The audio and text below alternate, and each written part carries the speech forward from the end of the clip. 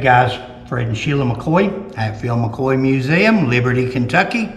FredMcCoy.com. Sheila's behind the camera. Hi guys, hope you're having a great day. I want What we got here? to discuss Cap. Okay. Cap Hatfield's in the middle there, the little chubby fella with the knife. Yep.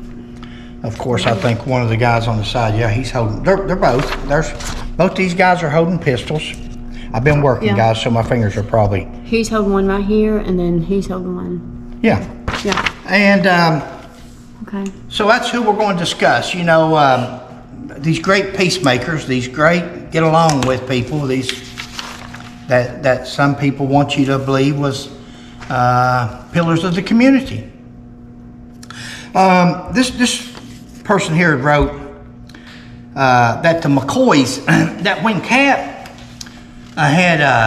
was going to the cabin, him and Johnsy, Jim Vance, Alex Messer, Cotton Top, Tom Chambers, when they were going there, initially there were 13 people started out, of course, to go there. And then Devil Lance told him that he was sick, he couldn't go. So between there and by the time they got there, they done lost 4 or 5 more.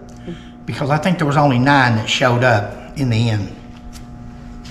But Cap's thinking, and Devil Lance is thinking, and Jim Vance and Johnson, was if they could kill the McCoys, all the witnesses, including Sarah. Remember, Sarah saw her 3 boys at the schoolhouse tied up. Wow. Devil Lance and Wall said they were going to kill them if Ellison died, and they did. So that's a witness. So they had to kill Sarah, had to kill Randall, and so forth.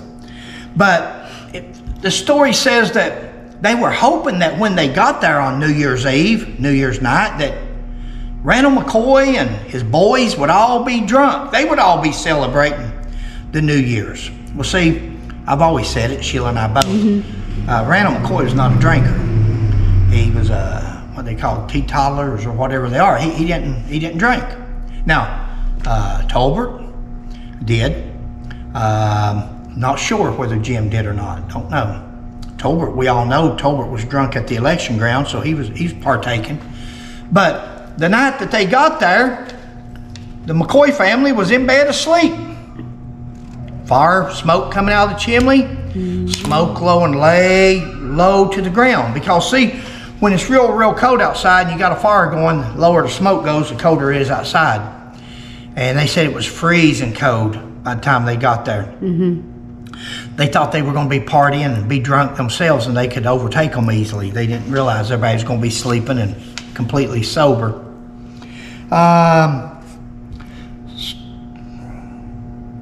This could be their lucky day, it said. They could rid themselves of this headache of the McCoys. Wow. It says here, not that death was a punishment Cap wanted to inflict. Well, people, you've never researched Cap Hatfield real good if you think that. Cap Hatfield would inflict pain or punishment on anybody. Cap Hatfield was, I'm not going to take nothing away from him because he worked hard for that reputation. We've talked to family members where he just shot people floating down the river in a boat. And they drifted off into eternity in a boat, come up missing, somebody's family members back then, because that's true stories. There's no reason for these people to tell us them. So Cap was mean. So like his father was sorry. There's no reason trying to convince a person that a black sheep's white. When history and evidence tells us different. But this person writes, not that death was a punishment that Cap wanted to inflict on anybody. Sadly, death meant not only the end of the victim, but a never to be forgotten loss to his family. Still, it would be worth the sorrow if in the end all the warfare on both sides of the river was over forever. Even Randall McCoy's kinfolk deserved to live in peace. And they couldn't, with that old son of a pack saddle always stirring up trouble. They're calling Randall McCoy a troublemaker. Nobody was ever going to live in peace. Even Randall McCoy's own family couldn't live in peace with him stirring up trouble. They killed 3 of his children. They tied them to trees, Yep. naked, and assassinated them. 20 some people was indicted. Hatfields, West Virginia Hatfields, West Virginia McCoys. 3 West Virginia McCoys were on there that actually shot 3 of their cousins.